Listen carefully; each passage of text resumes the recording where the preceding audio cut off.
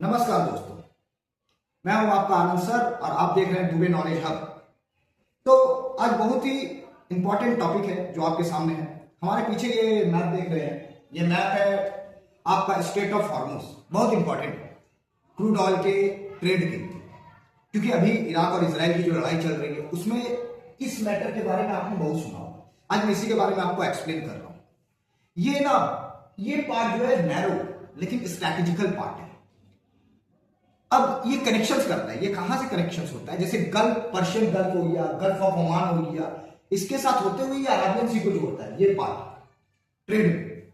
और वर्ल्ड का कम से कम ऑयल ट्रेड का 20 से 30% इसी रास्ते से गुजरता है।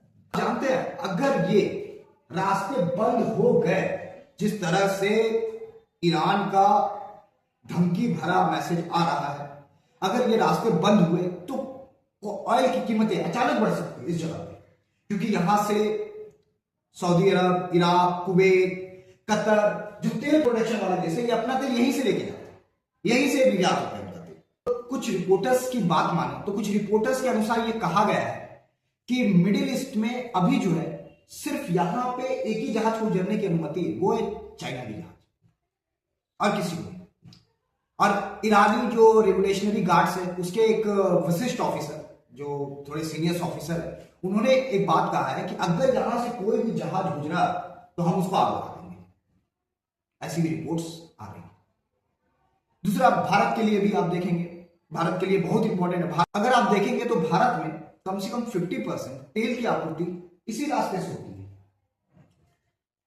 अगर यह बंद होता है तो भारत में भी तेल संकट आ सकता है, तेल की कीमतें बढ़ सकती हैं। हाँ, अगर देखा जाए तो ऑप्शन भी हमारे पास है।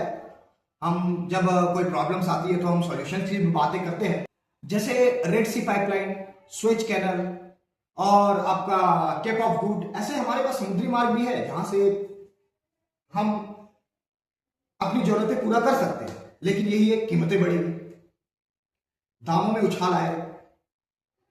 और जिस तरीके से हम ये सिचुएशंस देख सकते हैं, सिचुएशन को समझ सकते हैं, उससे तो यही लग रहा है कि आगे चलकर स्ट्रेट ऑफ हॉर्मुज की और प्रॉब्लम बढ़ने वाली है, क्योंकि जहां तक अभी भी बहुत सारे जहाज वहां पे लटके हुए हैं। कोई भी कंट्रीज के वहां पे जहाज को अनुमति नहीं दी गई है कि वो इसे पार करें। तो आप इस बारे में क्या सोचते हैं? अपनी राय जरूर रखिएगा। जय हिंद।